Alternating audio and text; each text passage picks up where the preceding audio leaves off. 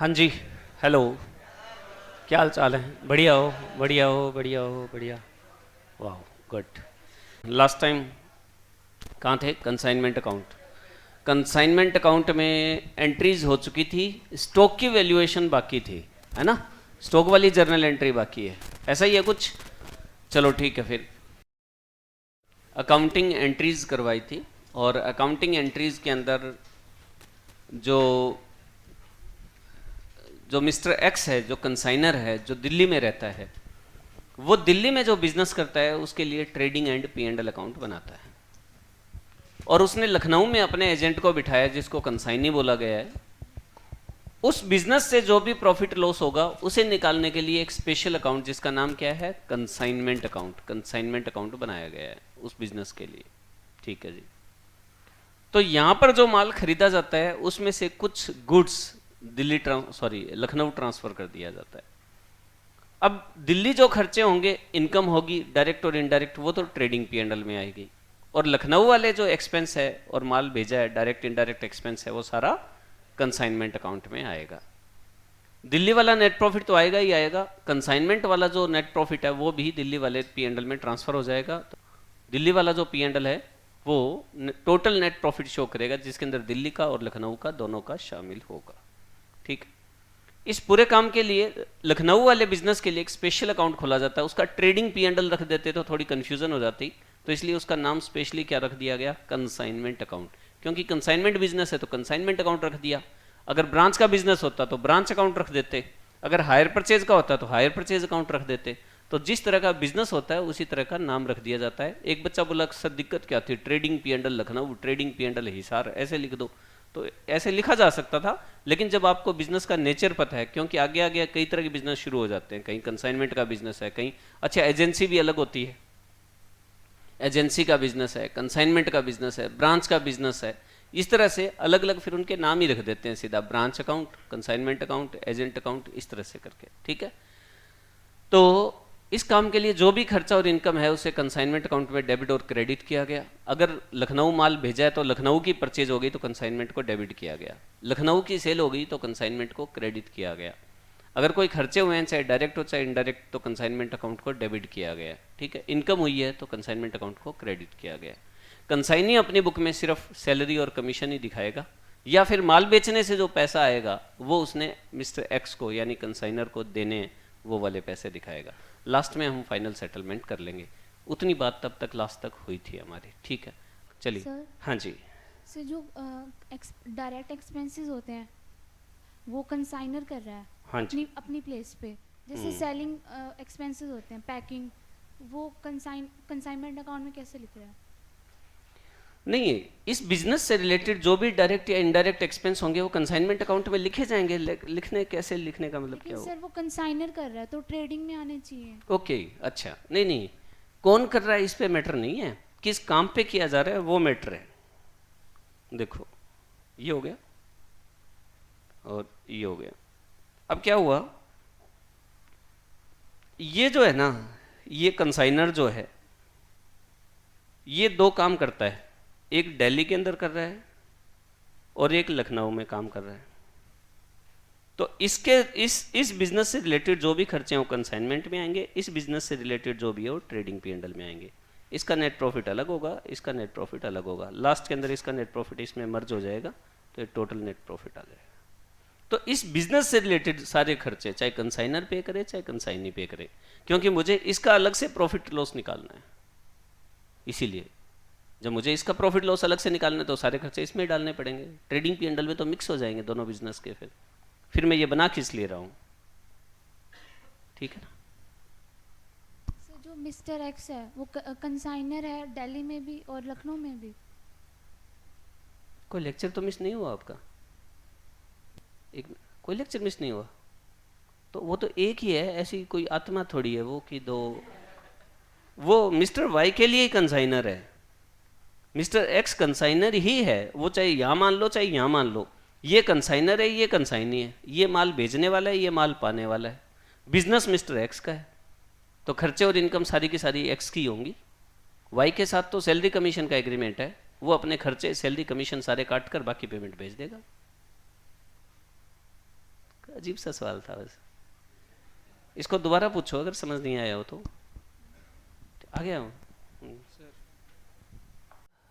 तो क्या हुआ, कल जो लास्ट टाइम एंट्रीज हम पढ़ रहे थे तो उनके अंदर हमने देखो सीक्वेंस की अगर मैं बात करूं तो माल भेजने की एंट्री कर दी थी मैंने, फिर माल भेजने के ऊपर जो डायरेक्ट एक्सपेंस कंसाइनर ने पे किए थे उसकी एंट्री कर दी थी, फिर कंसाइनी ने जो डायरेक्ट एक्सपेंस पे किए उनकी एंट्री कर दी थी, फिर कंसाइनी ने जो इनडायरेक्ट एक्सपेंस पे किए उनकी एंट्री कर दी थी, कंसाइनी ने जो माल बेचा उसकी एंट्री कर दी थी, माल बेचकर जो उसका कमीशन बनता था हमने उसकी एंट्री कर दी थी। अब एक एंट्री रह गई थी कि उसके पास जो क्लोजिंग स्टॉक बचा हुआ है, उसके पास जो क्लोजिंग स्टॉक बचा हुआ है उसकी एंट्री रहती है, ठीक है ना। उसकी एंट्री हम अभी करते हैं। क्लोजिंग स्टॉक की जर्नल एंट्री करने के लिए नंबर 7 तक हमने काम किया था। नंबर 8 फॉर क्लोजिंग स्टॉक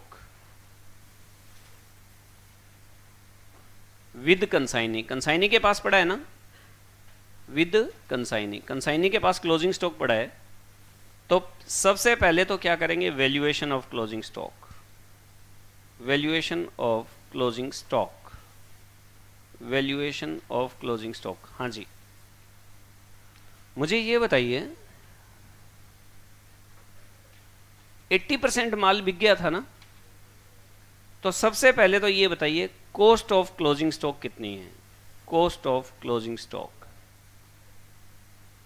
आपने टोटल जो माल भेजा था वो कितने का था, आपने खरीदा था 1 लाख का, उसमें से भेजा था 20,000 का, 20,000 में से 80% बिक गया तो 20% बच गया जी, ये लीजिए 4,000 तो ये हुआ, प्लस में डायरेक्ट एक्सपेंस प्रोपोर्शनेट, प्रोपोर्शनेट मतलब बचे हुए के, paid by consignor, paid by consignor. बताओ जी, जो डायरेक्ट एक्सपेंस, ध्यान रखना जरा, हमें डायरेक्ट एक्सपेंस लेने हैं क्लोजिंग स्टॉक के लिए, डायरेक्ट एक्सपेंस लेने हैं प्रोपोर्शनेट, प्रोपोर्शनेट का मतलब जितना बच गया उतने का। अच्छा मुझे बताओ ये कितना हुआ, कंसाइनर ने खर्चा कितना किया था भाई, कंसाइनर ने 2,000 रुपये पैकिंग और डिलीवरी पे खर्च किया था, 2,000 किए थे कितने पर, 20,000 पे, तो 4,000 पे कितना होगा, या आप इसको ऐसे भी निकाल सकते हो कि 2,000 का 20% कितना बनता है, 400 रुपये। ये था पेड बाय कंसाइनर, और paid by consignee, paid by consignee, paid by consignee, अब कंसाइनी ने कितना पे किया था, 1,200 रुपये लोकल कार्टेज और गोडाउन रेंट सेलिंग डिस्ट्रीब्यूशन 1,500 थे, तो 1,200 हुए ना, 1,200, 1,200 था 20,000 के ऊपर, तो 4,000 के ऊपर कितना, तो 4,000 पर कितना, या आप सीधा सीधा ले लो 1,200 का 20% कितना, 240। ये ध्यान रखना है, indirect expense are not taken while valuing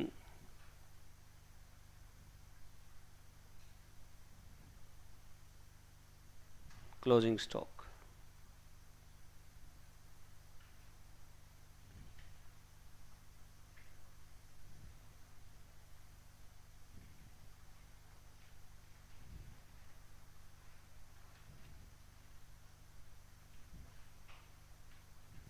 छियालीस सौ 4640।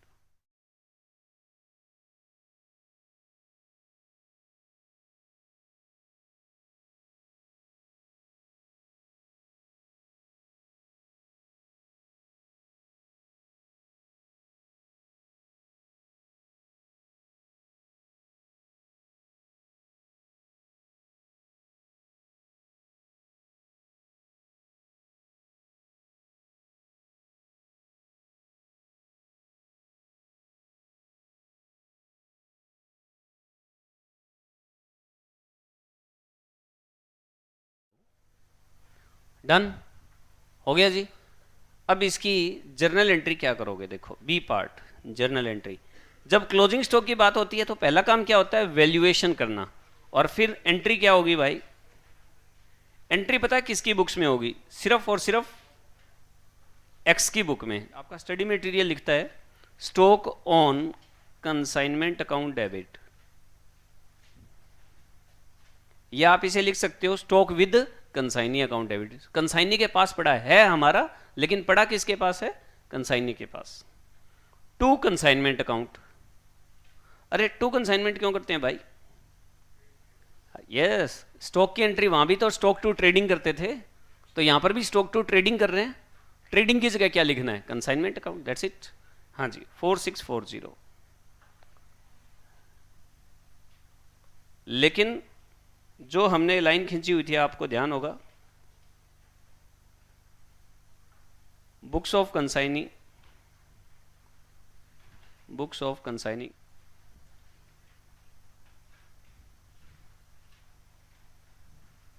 नो एंट्री, कंसाइनी कोई एंट्री नहीं करेगा, ठीक है जी।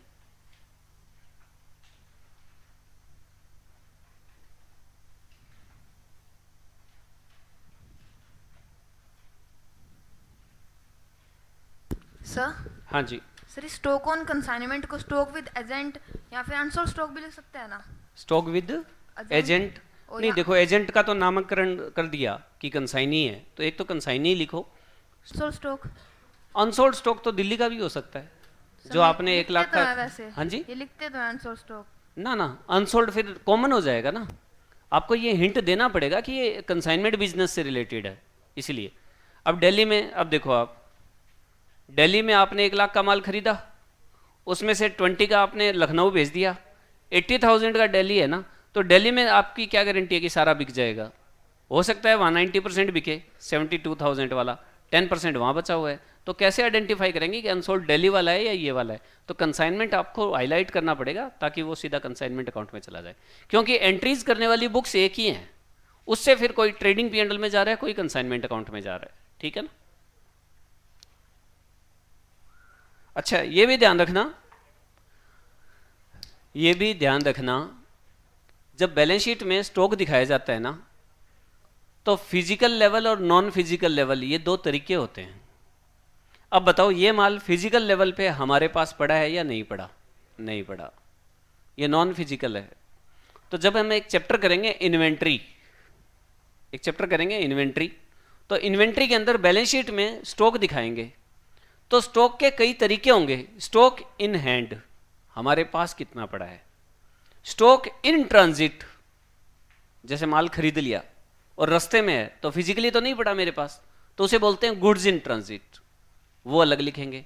स्टॉक विद कंसाइनिंग, कंसाइनी के पास पड़ा है, वो भी फिजिकली नहीं पड़ा मेरे पास, तो जब बैलेंस शीट में दिखाते हैं ना तब भी उसकी दो हेडिंग बन जाती है, फिजिकल और नॉन फिजिकल। बात समझ आई आपको, चलिए। हाँ जी, अब हम क्या करेंगे, अब हम लेजर बनाएंगे जी, लेकिन मैं एक नोट लिख दूं इसमें, कल मैंने आपको बताया भी था, एक नोट लिख रहा हूं मैं यहां कि when goods is sent by consignor, details of goods, details of goods, for example quantity, price, when goods is sent by consignor, details of goods, for example quantity, price, etc, लिख लिया ना इतना, etc are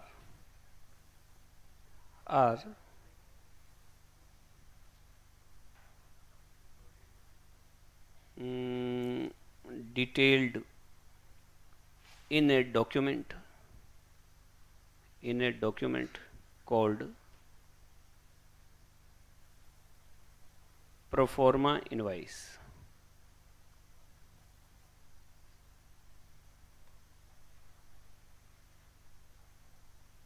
कंसाइनिंग प्रोफोर्मा इनवाइस, आपको ध्यान आ गया होगा proforma invoice. जब कंसाइनर कंसाइनी के पास माल भेजता है तो उसके साथ एक डॉक्यूमेंट भेजता है जिसका नाम क्या है, proforma invoice. Proforma invoice.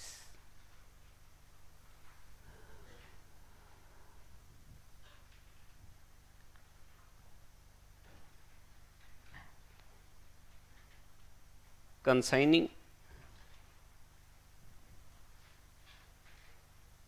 receives the goods and sends its copy to consigner after signing on it। ठीक है जी। तो कंसाइनी क्या करता है, उसके ऊपर सिग्नेचर करके कंसाइनर के पास भेज देता है कि भाई मैंने माल रिसीव कर लिया है। When goods is sold by consignee,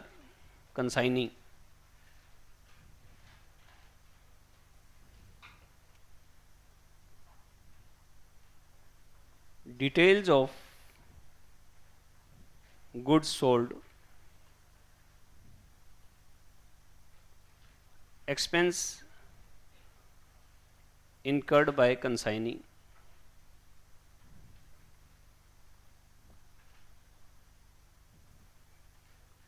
consignee's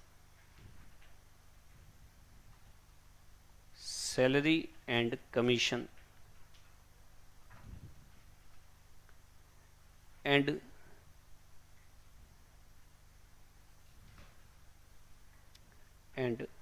stock is recorded in a document called, क्या था, अकाउंट सेल्स। अकाउंट सेल्स आपके ऑब्जेक्टिव क्वेश्चन में आ सकता है कि अकाउंट सेल में हम क्या क्या रिकॉर्ड करते हैं। Account sales and it is sent to consignor, और ये कंसाइनर को भेजा जाता है। Stock is recorded in a document called account sales and it is sent to consignor।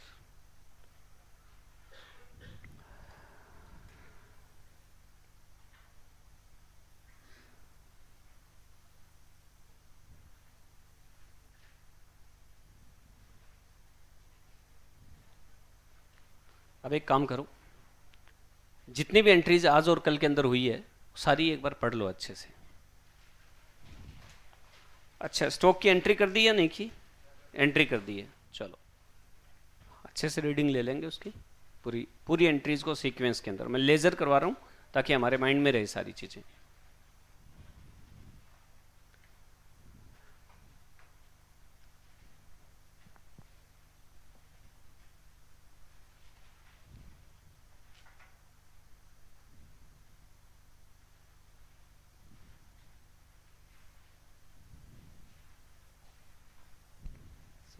Sir हाँ जी सर, ये सर सेकंड एंट्री है, इसमें आपने लिखा है परचेज नहीं आएगा, गुड सोल्ड ऑन कंसाइनमेंट। हाँ, good sent on consignment. Sir ऐसे तो सर फिर हम नहीं, परचेज लिख सकते हो, कोई दिक्कत नहीं है उसमें, लेकिन आपकी बुक्स के अंदर प्रायोरिटी गुड सेंट को दी हुई है तो आप वही लिखो।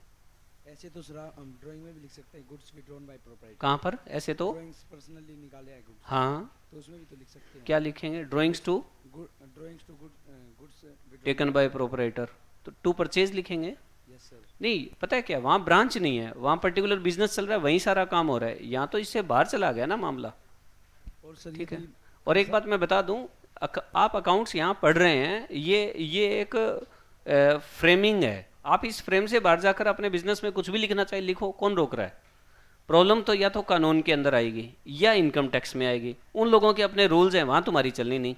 तुम अपने खातों में जो मर्जी लिखो, ठीक है ना। ये तो रूल्स समझाए जा रहे हैं कि ऐसे एंट्रीज होती हैं। बताओ सर, यदि कंसाइनी पर्सनल यूज के लिए, कंसाइनी पर्सनल के लिए निकाले तो वो सेल मानी जाएगी। एजेंट है, एजेंट कह रहा है मेरे को माल चाहिए, तो हमने कहा हमें तो बेचने से मतलब है, तू खरीद ले भाई, तो हम तो सेल की एंट्री करेंगे।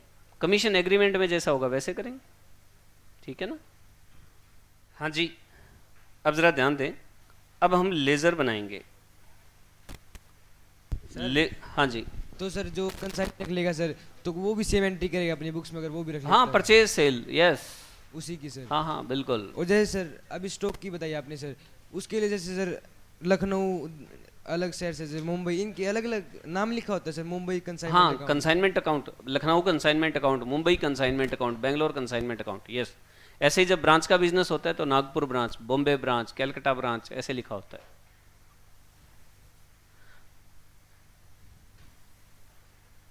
हाँ जी, सबसे पहले एक्स की बुक में सबसे पहले बनेगा जी कंसाइनमेंट अकाउंट। और कंसाइनमेंट अकाउंट किस लिए बनाया जाता है भाई? प्रॉफिट या लॉस निकालने के लिए, प्रॉफिट या लॉस निकालने के लिए।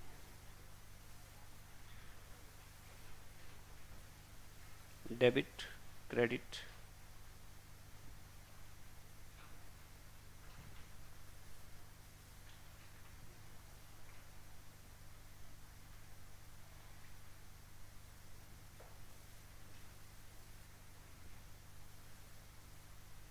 पहले हम एक्स की बुक में ही बात करेंगे क्योंकि ज़्यादा इसी में बनने हैं। पर्टिकुलर्स, रुपीस, पर्टिकुलर और रुपीस। हाँ जी, स्पेस तो बन जाएगा आपका, वो लगभग 1/3 से थोड़ा सा फालतू पेज लग जाएगा, ठीक है ना, 40% के राउंड लग जाएगा। हाँ जी, चलिए मुझे बताना शुरू करें। बात शुरू कहाँ से हुई थी? एक्स ने पहले दिल्ली में माल खरीदा था, तो दिल्ली में माल खरीदा था, उसका तो क्या करना है यार, दिल्ली के ट्रेडिंग में दिखाएंगे, लास्ट के अंदर क्लोजिंग एंट्री कर देंगे, ये ध्यान रखना, दिल्ली वाले माल की क्लोजिंग एंट्री कर देंगे हम। तो यहां पर हम क्या करेंगे, एक्स ने वाई के पास माल भेजा, तो एंट्री क्या हुई, consignment account debit to goods sent on consignment, to goods sent on consignment account. कितना कितना 20,000 पहली एंट्री। आप लोग जर्नल देखते रहेंगे, खाली कहीं इसको देखकर चेपते रहें, ठीक है ना। हाँ जी, consignment account debit to goods sent on consignment account. चलिए दूसरी एंट्री बताइए boss, consignment account debit to cash account, to cash account, बताइए कितना, 2000 डायरेक्ट एक्सपेंस हो गए। ये वो खर्चे थे जो एक्स ने पे किए। अब अगली एंट्री देखो, consignment account debit to Y's account, कितने थे, 1200। फिर उसके बाद हाँ, वाई ने फिर इनडायरेक्ट एक्सपेंस पे किए, टू वाइज अकाउंट 1500। लो जी, माल भेजा, डायरेक्ट एक्सपेंस एक्स ने पे किए, डायरेक्ट एक्सपेंस वाई ने पे किए। उसके बाद हाँ, वाई ने माल बेचा बाय वाइज अकाउंट, ये सेल हो गई आपकी। हाँ जी, 30,000। उसके बाद जब बेचा तो उसकी बात आ गई कमीशन की, टू वाइज अकाउंट, कमीशन था ना, कितना, 3000 कमीशन हो गया, ये लो जी। उसके बाद बात आ गई स्टॉक की, by stock on consignment, stock on consignment 4640। आप देख पा रहे हैं, ये हमारा ट्रेडिंग एंड P&L है। ओपनिंग स्टॉक क्वेश्चन में था नहीं, क्वेश्चन में ओपनिंग स्टॉक था नहीं। ये एक तरह से क्या हो गई, परचेज, ये लखनऊ की परचेज हो गई। हमने परचेज को दो हिस्सों में बांट दिया ना, 80,000 की परचेज दिल्ली में, 20,000 की परचेज लखनऊ में।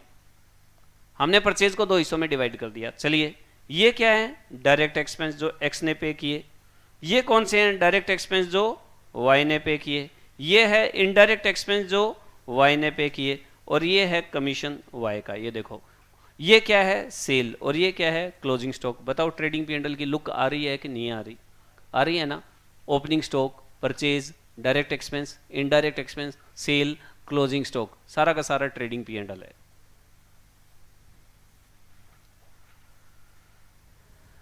अब आप मुझे ये बताइए, इस पूरे प्रोग्राम में प्रॉफिट हुआ या लॉस हुआ? प्रॉफिट हो गया। तो प्रॉफिट हो गया तो प्रॉफिट को पता है किस में ट्रांसफर करते हैं? To P and L account, balancing figure, net profit. कितना? 6940 प्रॉफिट हुआ है जी। टोटल हो गया 34,640 रुपये। 34,640 रुपये, ये लीजिए।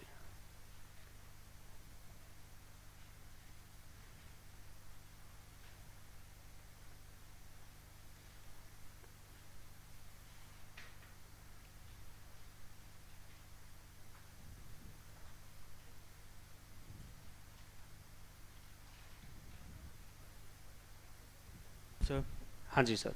सर जो हम ट्रेडिंग पी एंड एल बनाते थे सर, उसमें सर हम ऐसे लिखते थे कि ना हमारा डायरेक्ट एक्सपेंस इतने हैं, कमीशन इतना दिए, इसमें इतने हैं। इसमें सर हमने लिखा है 2/2, इसमें डायरेक्ट भी है, इनडायरेक्ट भी है, और जो उसका कमीशन दिया वो भी है। तो सर हम पता कैसे लगाएंगे? मान लो ये तो ब्रैकेट वाले तो लिख के नहीं है, तो हमें पता कैसे लगेगा कौन सा डायरेक्ट है कौन सा वाउचर होते हैं यूँ तो वाउचर होते हैं। बाकी आप लेजर की नरेशन में लिख लो बेशक, लेकिन वाउचर होते हैं। हर एक खर्चे के वाउचर होते हैं। जो माल भेजा जाता है नहीं उसका सर, वाउचर। मान लो अब 50 कंसाइनमेंट है हमारे, हाँ, हाँ। अकाउंट्स बना रहे हैं उसके, हाँ। तो सर हर एक का आएगा, तो सर अपने कैलकुलेट करना है कि कितना कमीशन दे रहे हैं हम, कितना, तो सर उसमें सर वाउचर थोड़ी संभाल लेंगे सर, तो पता कैसे वाउचर लगेगा संभालने, इसमें? वो तो बेस है, वाउचर संभाल के रखना पड़ेगा।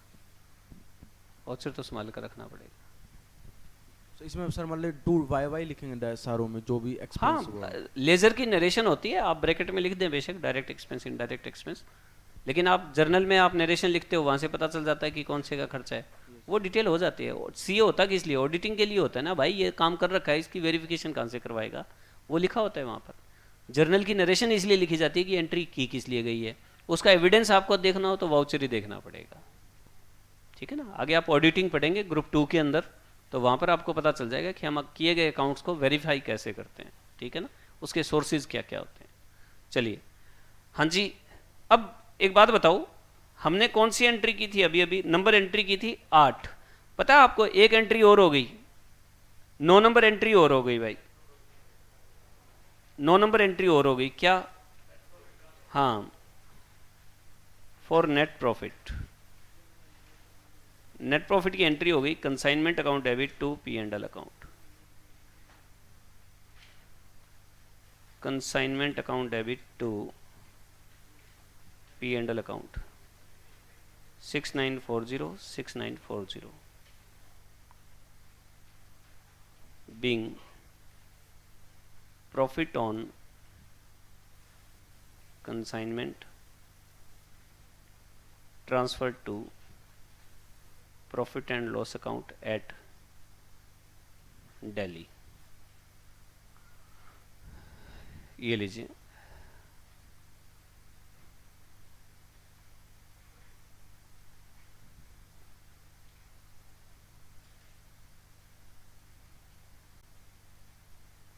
पी एंड एल अकाउंट जो बनता है दिल्ली में,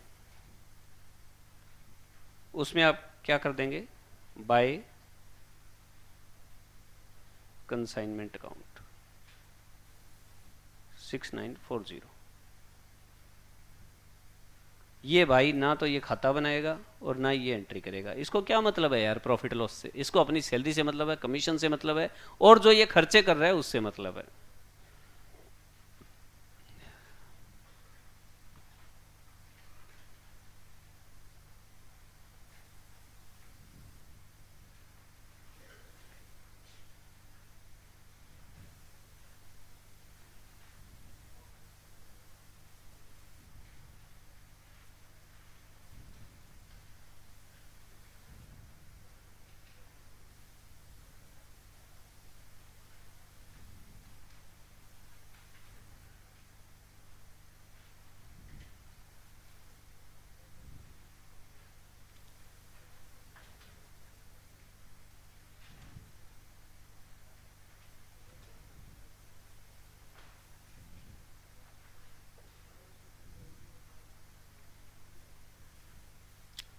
लिखा आप लोगों ने? चलिए,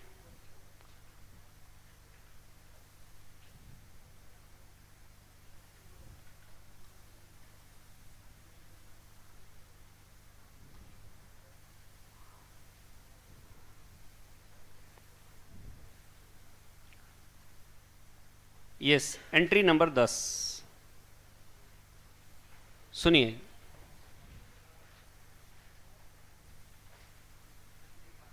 क्लोजिंग एंट्रीज एट दिल्ली। ये बीच में एक मैं बात बता रहा हूं आपको। दिल्ली में क्लोजिंग एंट्रीज होगी। एक तो आपका परचेज अकाउंट जाएगा, trading account debit to purchase. कितना? टोटल 1 लाख का था ना? ये ध्यान रखना, एट दिल्ली, ये ध्यान रखना दिल्ली में कर रहे हैं काम। Being purchases account return of. एक और क्लोजिंग एंट्री एट दिल्ली, एक और कौन सी? याद करो, याद करो। Good sent on consignment. Very good. Good sent on consignment जब, सुनो ध्यान से, गुड सेंट ऑन कंसाइनमेंट जब क्रेडिट किया था, एंट्री क्या हुई थी? Consignment to good sent. मैं थोड़ा याद दिलाता हूं आपको। एक बात बताओ, दिल्ली में जब माल खरीदा तो एंट्री क्या हुई? Purchase to cash 1 lakh. और जब माल भेजा तब एंट्री क्या हुई? Consignment account debit to purchase 20,000। तो इसका मतलब ट्रेडिंग अकाउंट के अंदर परचेज कितना जाना चाहिए? हाँ, ट्रेडिंग में परचेज कितना जाना चाहिए? 80। तो या तो बॉस इसको 80 दिखाओ, और अगर तुम यहां नहीं लिखना चाहते तो यहां 1 लाख दिखा दो, कोई दिक्कत नहीं है। यहां आपने स्पेशल अकाउंट खोल दिया गुड सेंट 20,000, और अब इसको बंद करो, good sent to trading account, right? Good sent to trading account. तो बाय गुड सेंट यहां आ जाएगा, कितना? 20,000। तो भाई डेबिट में 1 लाख और क्रेडिट में 20 है, बताओ कितना हो गया? 80। तो good sent on consignment account को ट्रेडिंग अकाउंट से राइट ऑफ करना पड़ेगा। बात समझ आ रही है आपको? ठीक है बॉस, समझ में आ गया ना? ठीक है, मैंने पहले भी बताई थी ये बात। तो यहां पर एक और एंट्री होगी, good sent on consignment account debit to trading account. कितना? 20,000। Good sent on consignment to trading account.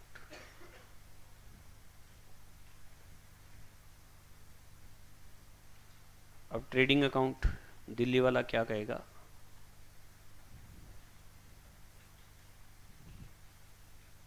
To purchases कितना? 1 lakh. By good sent on consignment कितना? 20,000। तो नेट इफेक्ट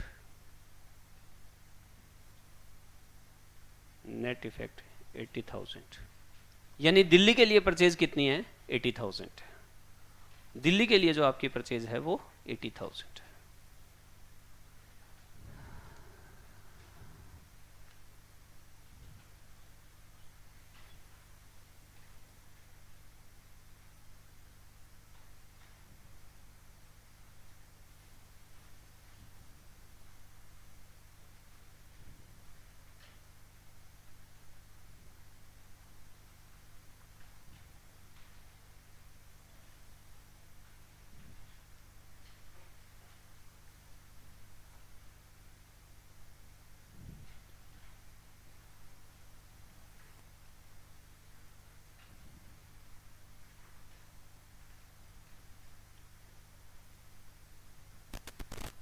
हाँ जी सर, जैसे इस क्लोजिंग एंट्री से पहले सर ये वाली एंट्री नहीं कर सकते sir, good send on consignment account debit to purchase वाली सर, उसमें से कर सकते हैं, पहले फिर तो ही है। डायरेक्ट परचेज ही कर देते आप, उसमें क्या ऑब्जेक्शन था? अलग स्पेसिफाई करने के लिए सर ये कंसाइनमेंट कर सकते हो, बिल्कुल कर सकते हो, लेकिन आप स्टडी मटेरियल को कोऑपरेट करो, बस इतनी सी बात है। मैं तो परचेज करता, बल्कि मेरे हाथ में होता, मैं तो करता ही ना गुड सेंट।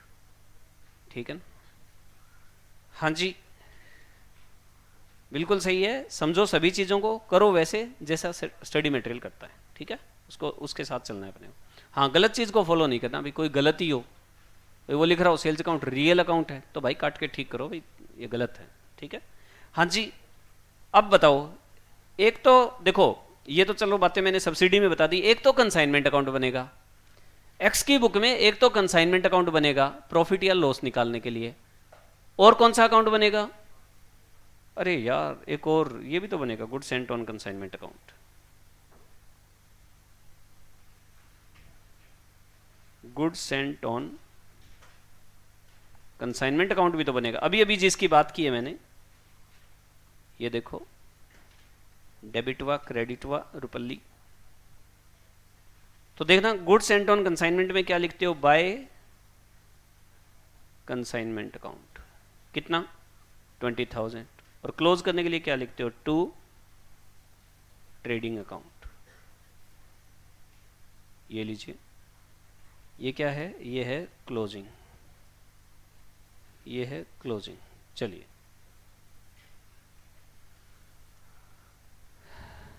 ये है क्लोजिंग,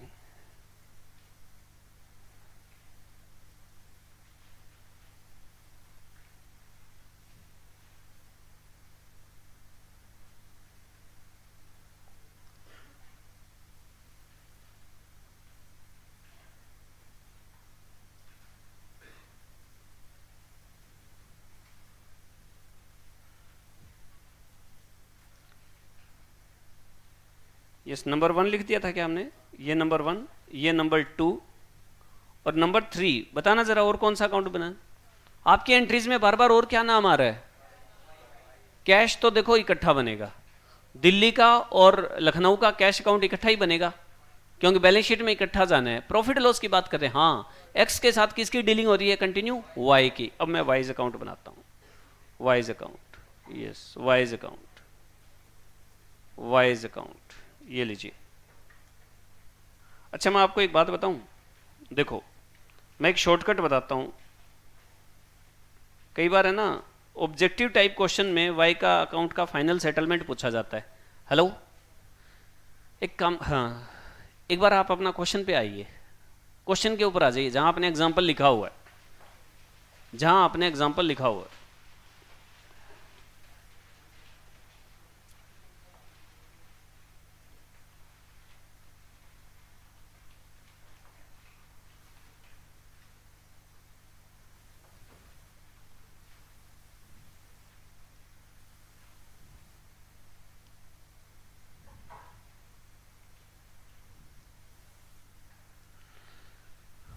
बात सुनो, एक्स की बुक में वाई का अकाउंट, अब मैं आपको फायदा उठाऊंगा जो बेसिक्स मैंने करवाए अपने लेवल पे। लेजर का चैप्टर मैंने आपको पढ़ाया, ठीक है जी। लेजर के चैप्टर में पर्सनल अकाउंट के बारे में मैंने बात की थी कि कोई पर्सन है, उससे पैसे लेने हो तो हम क्या करते हैं, डेबिट, और उसको पैसे देने हो तो हम क्या करते हैं, क्रेडिट। यानी उससे लेना बन जाता है तो वो हमारा डेटर बनता है, और देना बन जाता है तो हमारा क्रेडिटर बन जाता है। ये बात मैंने आपको बताई थी। चलिए हम एंट्रीज नहीं देखते, एंट्रीज नहीं देखते, हम इस क्वेश्चन को देखते हैं कि बताइए एक्स ने वाई से क्या क्या लेना है और क्या क्या देना है, ठीक है, क्या क्या लेना है और क्या क्या देना है। सबसे पहली एंट्री क्या है बताओ, शाबाश। हाँ पहले, सबसे पहले देखो डेटर बनेगा तो यहां और क्रेडिटर बनेगा तो यहां, ठीक है। सबसे पहले एक्स ने दिल्ली में माल खरीदा, बताओ वाई से कोई लेना देना है क्या, हेलो है क्या, नहीं है। सबसे पहले एक्स ने दिल्ली में माल खरीदा, वाई से कोई लेना देना नहीं है, एक बात, चलो इसकी कोई एंट्री नहीं होगी। फिर एक्स ने वाई के पास माल भेजा, बताओ वाई से लेना देना है क्या, नहीं है, क्या लेना देना है। इसने माल भेज दिया, उसने माल रख लिया, क्या वाई ने माल खरीदा, वाई ने कहा मैं रख रहा हूं माल, बिक गया तो ठीक है वरना तेरा वापस भेज दूंगा। तो बताओ एक्स की बुक में वाई डेटर बनेगा या नहीं बनेगा, बिल्कुल नहीं बनेगा, नहीं बनेगा। चलो माल भेजने की भी नहीं होगी।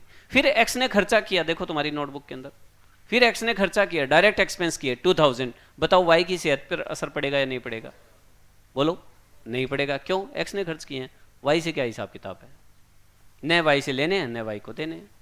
अब वाई ने खर्चा किया, हाँ वो एक्स ने वाई को पैसे देने हैं, कितना रुपए था, 1200 रुपए। ये पैसे देने थे, ये इसने डायरेक्ट एक्सपेंस पे किए। मैं एंट्री बाद में लिखूंगा, एंट्री की जगह छोड़ रहा हूं, आप लोग मत लिखिए अभी, ठीक है। उसके बाद क्या हुआ, वाई ने क्या किया, 1500 रुपये और खर्च किए, वो भी उसने देने 1500 रुपये। ये कौन से एक्सपेंस थे, इनडायरेक्ट एक्सपेंस। लो जी, फिर उसने क्या किया, वाई ने माल बेच दिया। भाई वाई ने माल बेच दिया, एक्स ने कहा वाई तुमने माल बेच दिया, ठीक है, अब तुम मेरे को ये पैसे दे देना।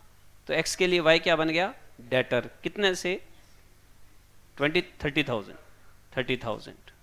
ये सेल हो गई जी, ये सेल हो गई। बोला ठीक है जी, मैं ये पैसे तो दे दूंगा आपको, लेकिन मैं मेरा कमीशन भी काटूंगा। तो कमीशन के लिए वो मेरा क्या बन गया, क्रेडिटर। एक्स का वाई क्या बन गया, क्रेडिटर। तो कमीशन के लिए हाँ जी कितना, 3000। लो जी काट लेना भाई, कोई दिक्कत नहीं। क्लोजिंग स्टॉक, क्लोजिंग स्टॉक किसके लिए एसेट है, एक्स के लिए या वाई के लिए, एक्स के लिए। वाई का तो कोई चक्कर ही नहीं है। लो जी, अब देखो इसको बिल्कुल साधारण भाषा में बात करते हैं। क्या एक्स वाई के पास माल भेजता है, अब मैं मीनिंग पे आ रहा हूं कंसाइनमेंट के, अब मैं कंक्लूड कर रहा हूं सारी बातों को। एक्स अपना एजेंट अपॉइंट करता है लखनऊ के अंदर, एक्स रहता है दिल्ली में, वाई रहता है लखनऊ के अंदर। लखनऊ में उसने एजेंट अपॉइंट किया, एजेंट के पास वो माल भेजेगा, यहां होने वाले खर्चे एक्स पे करेगा, वहां होने वाले खर्चे वाई पे करेगा, लेकिन बियर सारे के सारे कौन करेगा, एक्स। वाई अपने पल्ले से जो भी खर्चे करता है वो बाद में अल्टीमेटली सेल वाले पैसे में से काट लिए जाते हैं।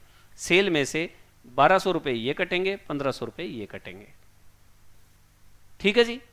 तो क्या हुआ, जो जो खर्चे वाई ने पे किए एक्स के ब्याह पर, वो वाई हमारा क्रेडिटर बन जाएगा, लेकिन जैसे ही वो सेल करेगा तो वो हमारा डेटर बन जाएगा। उस सेल पर जो कमीशन देना है उससे फिर वो हमारा क्रेडिटर बन जाएगा, तो वो कमीशन के पैसे भी काटेगा। अब देखो 30,000 का माल बेचा, तुम मेरे एजेंट हो, तुम मेरे एजेंट हो, तुमने 30,000 का माल बेच दिया, 2700 रुपये तो तुमने खर्चा कर रखा है, 2700, तो 30,000 में से 2700 चले गए जी, ठीक है। आपके रह गए 26,200 क्या 300, ठीक है 300। 26,300 रुपये तो मैंने ये लेने आपसे, 27,300 रुपये तो ये लेने मैंने, और 3,000 रुपये कमीशन के कट गए, तो 24,300 मैंने आपसे लेने हैं। पर्सनल अकाउंट का डेबिट बैलेंस हो, इसका मतलब होता है पैसे लेने हैं, इसका मतलब 24,300 नेट ड्यू है, और ये फाइनल सेटलमेंट कहलाती है। तो कई बार एग्जाम में ना ऑब्जेक्टिव टाइप क्वेश्चन में पूछ लिया जाता है, बताओ वाई एक्स को कितने पैसे भेजेगा, तो इसको कैलकुलेटर पे ही सोल्व कर सकते हो आप। अकाउंट बनाना है फिर तो जर्नल है हमारे पास, लेकिन अगर ऐसे ही बताना हो ना जादू मंत्र से, ये लेने ये देने ये लेने ये देने, तो बस सीधा सीधा सा माल बेचा लेने हैं, खर्चे किए देने हैं, कमीशन देने हैं, काट के दे दो, थोड़ा बहुत एडवांस आया हुआ वो और दे दो। बात समझ आ गई आपको। तो ऑब्जेक्टिव में आ जाए तो ऐसे, जर्नल से करना है कैसे, देखो जरा आगे। पहली एंट्री बताओ क्या है, दिल्ली में माल खरीदा। अब जर्नल एंट्री में आ जाओ, आंसर के अंदर पहली एंट्री क्या है, परचेज टू कैश, इसका यहां कोई असर नहीं आएगा।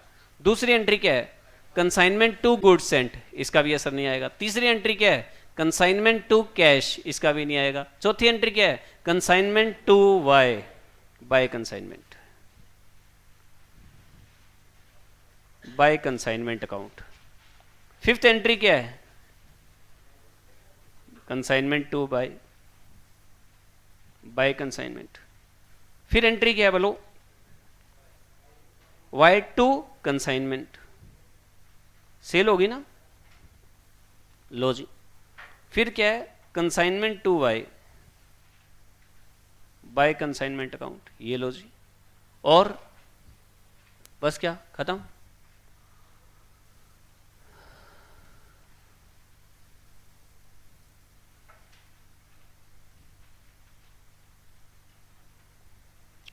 और ये बाय कैश या बैंक, हमने इसको फाइनल सेटलमेंट में डाल दिया जी।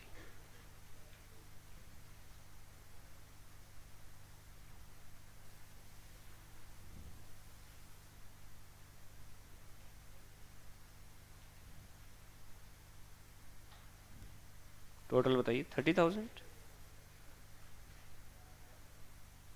हाँ जी, नोट कर लेंगे आप आराम से।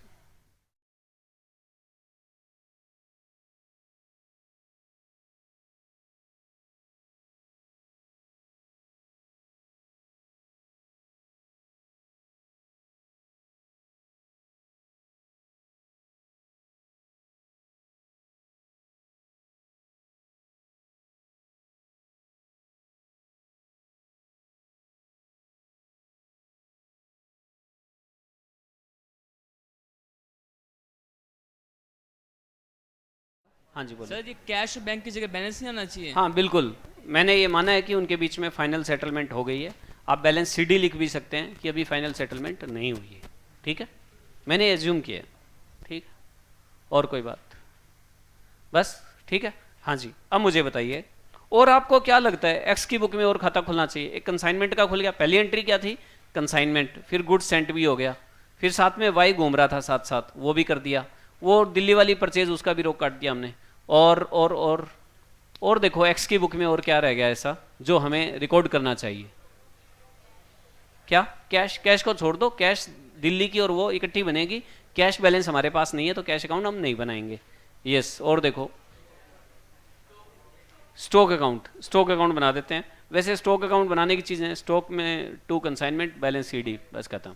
और बताओ, बस ठीक है, ये हो गया। अब चलो ऐसा करते हैं, देखो भाई वाई को इसके प्रॉफिट या लॉस से तो कोई मतलब नहीं है, वाई को इसके प्रॉफिट या लॉस से तो कोई मतलब नहीं है, लेकिन उसको, अच्छा उसको इस पी एंडल से भी कोई मतलब नहीं है, और उसको, हाँ क्लोजिंग एंट्री, आपको पता है उसने क्या कमाया था हमारे से? कमीशन। हमारे से क्या कमाया था? कमीशन। हाँ, तो वो क्या करेगा?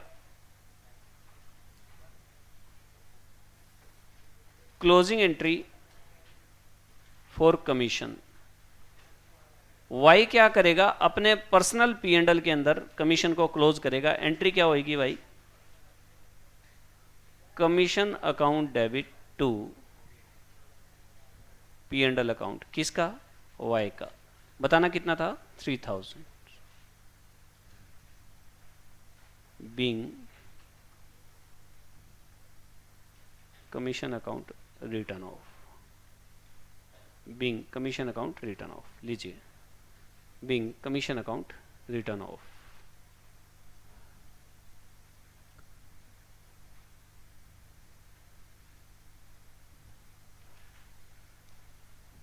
लो भाई, ये काम भी हो गया। अब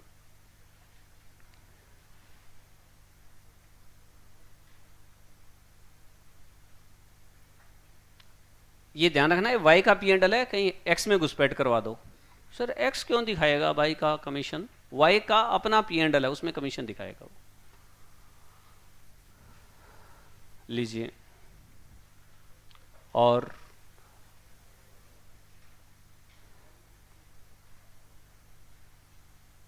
देखो, चलो जी, और कौन है भाई यहाँ?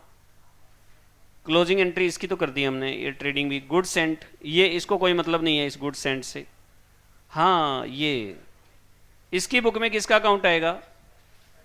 एक्स का अकाउंट आएगा भाई, इसकी बुक में एक्स का अकाउंट आएगा, और ये सारा उल्टा होगा।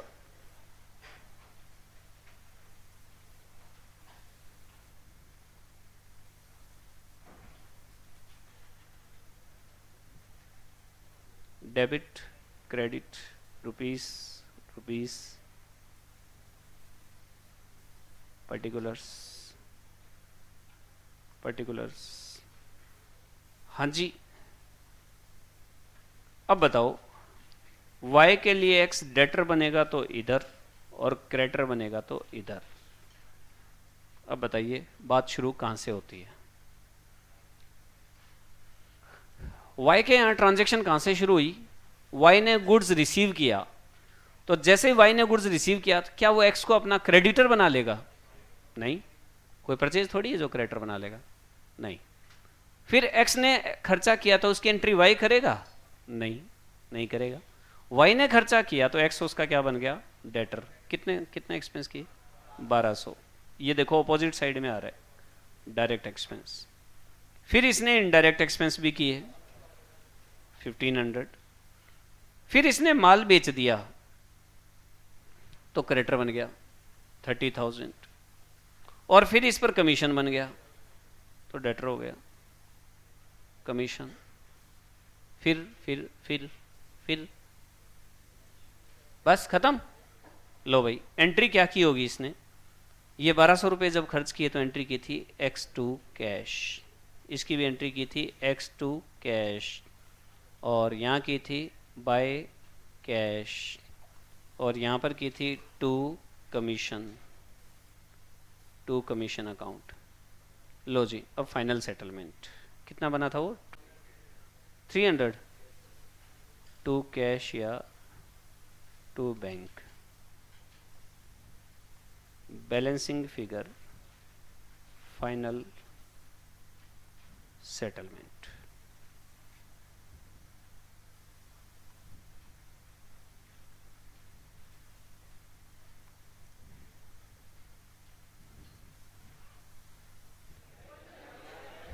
हो गया? चलिए, ये भाई एंट्री कर देगा इसकी, ये एंट्री कर देगा क्या? X's account debit to cash या bank account 24,300 being final settlement made with X। हमने फाइनल सेटलमेंट कर दीजिए। बाकी आप लोग देखो, मुझे लगता है कोई और अकाउंट नहीं बनना चाहिए, क्योंकि बाकी अकाउंट फिर क्या है, मिक्स होकर बनेंगे। कैश अकाउंट है वो मिक्स होकर बनेगा, P&L है वो मिक्स होकर बनेगा। इसकी जो एंट्री हो सकती थी वो मैंने आपको करवा दी सारी। अच्छा, फाइनल सेटलमेंट की, हाँ ये एंट्री रह गई भाई, देखना ये और कर दो। कैश या bank account debit to Y's account 24,300 being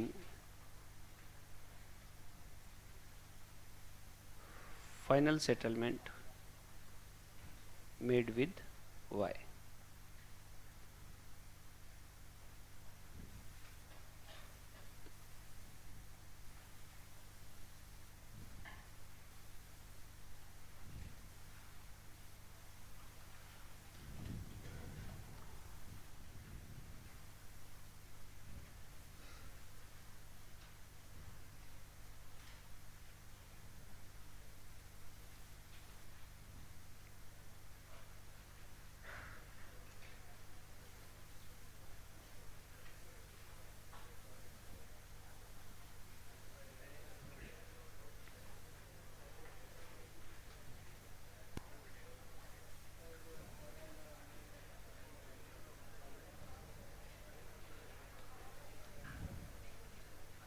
हो गया?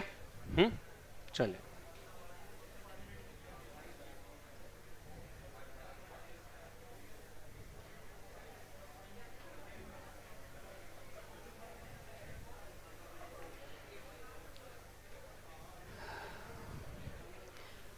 अभी मैं आपको कुछ थोड़ा सा एक बेस किसी चीज़ का समझा कर जा रहा हूँ, और लेकिन आप कल मुझे आते ही याद दिलवा देना कि मुझे फेयर के अंदर आपको कमीशन लिखवाने हैं, तीन तरह के कमीशन लिखवाने हैं, वो आते ही ध्यान दिलवा देना। अभी मैं कोई बात का बेस बताकर जा रहा हूँ, और वो इसलिए बताकर जा रहा हूँ कि आज आप सोचते रहो, थोड़ा दिमाग में डाल दिया। आज सोचो चाहे ना सोचो तो भी वो सोचा जाएगा, अपने आप सोचा जाता है, कोई ऐसी बात नहीं है।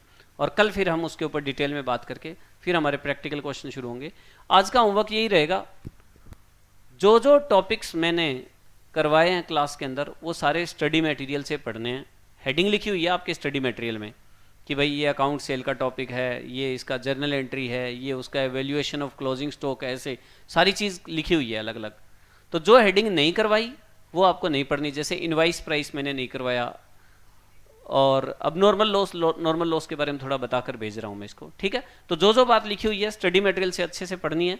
डाउट्स कल भी नहीं लिए जाएंगे, लेकिन आप पढ़कर रखो, उनको अंडरलाइन करके रखो, और मैं आपको पिछले दिन बता दूंगा कि कल अपना स्टडी मटेरियल ले आना, डाउट्स लेंगे, क्योंकि कुछ क्वेश्चन ऐसे हैं, कुछ पॉइंट्स ऐसे हैं जो साथ साथ क्लियर होते रहेंगे।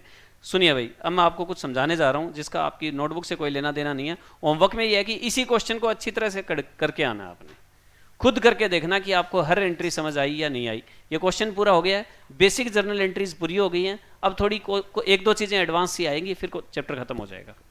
सुनो, हेलो, ये है क्वांटिटी और ये है कॉस्ट। गुड्स सेंट, आपने क्या किया, 100 kg गुड्स जिसकी कॉस्ट 50,000 थी, एक्स ने वाई के पास भेजी। एक्स ने वाई के पास 100 kg 50,000 का भेजा और एक्स ने डायरेक्ट एक्सपेंस पे किए 3,000। 100 kg हो गया, यहां 53,000 हो गया। रस्ते में नॉर्मल लॉस हो गया जी, 10 किलो का नॉर्मल लॉस हो गया। इन ट्रांजिट का मतलब होता है रास्ता। रास्ते में नॉर्मल लॉस हो गया। नॉर्मल लॉस का मतलब नेचुरल लॉस। नॉर्मल लॉस का मतलब नेचुरल लॉस।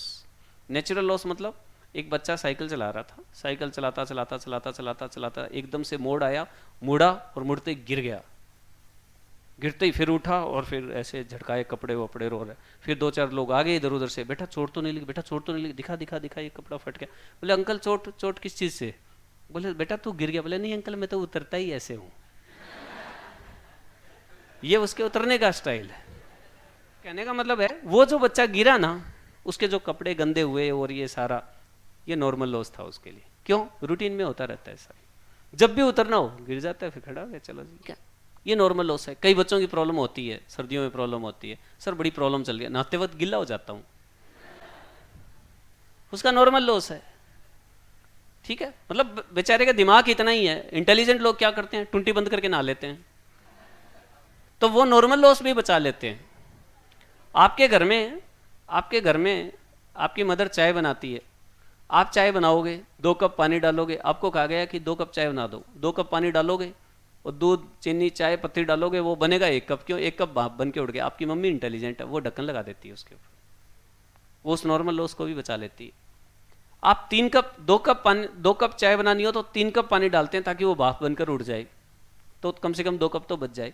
वो जब आप पानी को गर्म करते हो ना और भाप बनकर उड़ता है, इवेपोरेट होता है, उसे हम नॉर्मल लॉस कहते हैं। ठीक है, आप अपने घर में क्या, या गन्ने के जूस वाला एक 10 किलो बर्फ की सिल्ली लेकर आता है, जो ब्रिक लेकर आता है आइस की, तो लेकर आता है 10 किलो, लेकिन पूरे दिन में 9 किलो यूज हो पाती है, क्योंकि टपक टपक टपक 1 किलो तो पिघल जाती है। वो उसके लिए नॉर्मल लॉस है। वो खरीद कर लाता है, साइकिल पे पीछे लगा कर आता है बेचारा, रो रेहड़ी पर रखता है। ठीक है, रास्ते में वो पिघल गई और बाद में शाम तक पिघली, वो नॉर्मल लॉस है।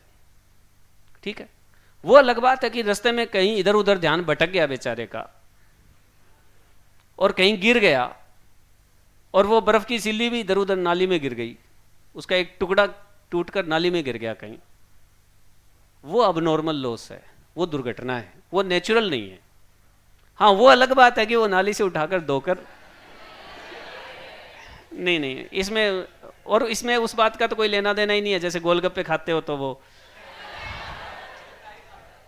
इस चीज का भी कोई लेना देना नहीं है। हाँ, इस चीज का भी कोई लेना देना नहीं है कि एक बार क्या हुआ, एरोप्लेन में एक आदमी को उल्टी आ गई।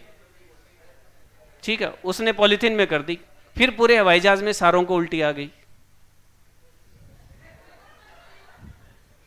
हाँ, इस चीज से भी कोई लेना देना नहीं है।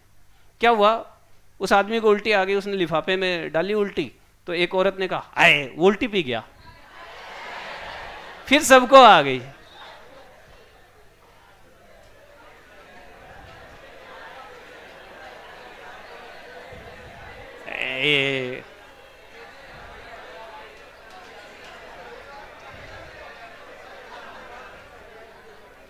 चलो यार, सॉरी मैंने कुछ गलत कर दिया। चलो अब एक बात की कसम खाते हैं। ऐसे करो, हाथ को कसम खाते हैं। हम सब कसम खाते हैं कि इस जोक को खाना खाते वक्त बिल्कुल भी याद नहीं करेंगे। जैसे ही थाली आएगी, ये जोक हमारे दिमाग में बिल्कुल नहीं आएगा। जैसे ही थाली आए तो ऐसे दिखे कि हवाई जहाज आ रहा है, और आपस में दोस्त भी किसी को याद नहीं दिलाएंगे कि देख खाना आ गया। वो जोक याद आया जो सुरेंद्र सर ने, बिल्कुल याद नहीं दिलाना अपने साथियों को। ठीक है ना? हाँ, सुनो भाई, चलो तो क्या होता है, ये जो है ना, जिस लॉस को आप रोक नहीं सकते उसे हम नेचुरल लॉस कहते हैं, नॉर्मल लॉस कहते हैं, और इसका हम कोई हिसाब किताब नहीं रखते भाई, हम इसका कोई हिसाब किताब नहीं रखते। अब मुझे ये बताओ, 100 kg जो गुड्स है उसकी कॉस्ट 53,000 है, तो रुपीज 530 पर केजी आ गया ना, 530 पर केजी आ गया। तो हम ये कहते हैं ये 10 किलो खराब होना ही था, ये 10 किलो तो खराब होना ही था। इसको हम कहीं रिकॉर्ड नहीं करते, हम क्या करते हैं, हम 100 की बजाय इसको मान ही कितना लेते हैं, 90 kg।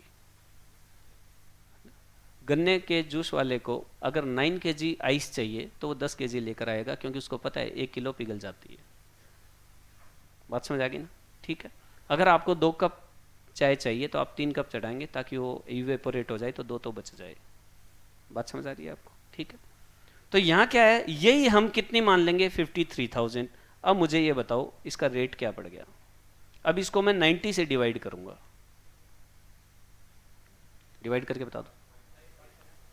5, अरे कैलसी होगा किसी के पास नालायक, 588, हाँ वो 888 नहीं हो सकता, पर केजी। अब देखो, जहां हम कस्टमर को कहते हैं ना भाई साहब 530 रुपए किलो तो हमारे घर में आया है सामान, तो हम 530 नहीं बताएंगे, हम कितना बताएंगे, 588। हमने रेट को बढ़ा दिया भाई साहब, पर केजी रेट बढ़ा दिया हमने।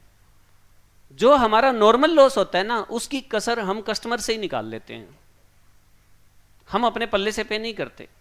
ये अब देखा जाए तो 10 किलो का नुकसान हुआ है, तो 5300 ये माइनस होना चाहिए ना यहां से, लेकिन हम कहते हैं हम माइनस नहीं करेंगे, हम कस्टमर से ही पूरे करेंगे ये पैसे।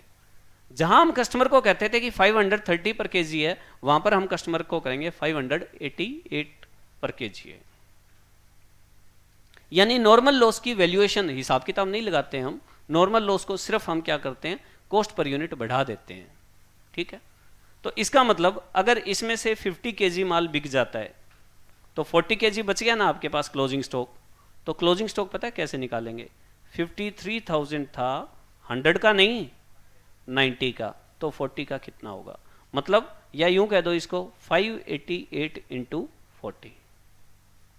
यानी क्लोजिंग स्टॉक निकालते वक्त कॉस्ट पर यूनिट हम इंक्रीज कर लेते हैं। जो हमारा नॉर्मल लॉस होता है, जो नुकसान होना ही होता है, उस नुकसान को हम कस्टमर से कवर करते हैं। बात समझ आ गई? ये हमारा नॉर्मल लॉस है। लेकिन अगर इसमें से देखना जरा, अगर इसमें से ये तो नॉर्मल हो गया, मान लो इसमें से 10 किलो माल चोरी हो जाए, थेफ्ट, चोरी हो जाएगी। अब ये पैसा आप कस्टमर से वसूल नहीं कर सकते। अब आपको क्या कहना पड़ेगा, आप कहेंगे 53,000 डिवाइड बाय 90 इंटू 10, बताना कितना हुआ ललित, 588, हाँ 88, जीरो भी आएगा, लो जी 5880। अब हम कहेंगे ये नुकसान हम खुद भुगतेंगे भाई, ये कस्टमर से नहीं भुगतेंगे। तो हम कहेंगे हमारे पास 80 किलो माल पड़ा है, जो कितने का है बताना, माइनस करके बता दो, 47 कितने 20, 120, ये लो जी। अब हम कस्टमर को कहेंगे ठीक है ये इतने का है, मतलब अब नॉर्मल लॉस होता है ना, वो हम कस्टमर से चार्ज नहीं करते, नॉर्मल लॉस ही कस्टमर से चार्ज करते हैं। तो कल का जो हमारा टॉपिक है वो रहेगा नॉर्मल और अब नॉर्मल लॉस का। ठीक है जी, जितना काम किया है वो अच्छे से सोच समझ कर आना है, उसमें सवाल खड़े करने हैं, फिर हम आगे बढ़ेंगे। Tata bye bye, see you.